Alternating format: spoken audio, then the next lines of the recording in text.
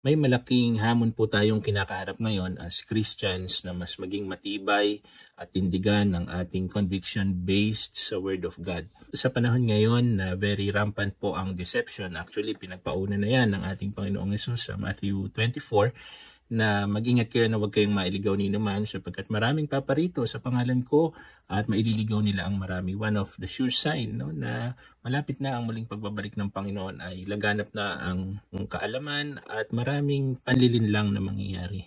And the least that we can do po as pastors is mai-equip po kayo upang hindi po tayo madaling natatangay ng mga katuruan na hindi naaayon sa kanyang salita. Since ang Bible po ay kombinasyon ng mga practical at spiritual na kapahayagan ng Diyos sa atin, may mga bagay na kinakailangan po nating isaalang-alang upang mai-interpret po natin ito ng maayos.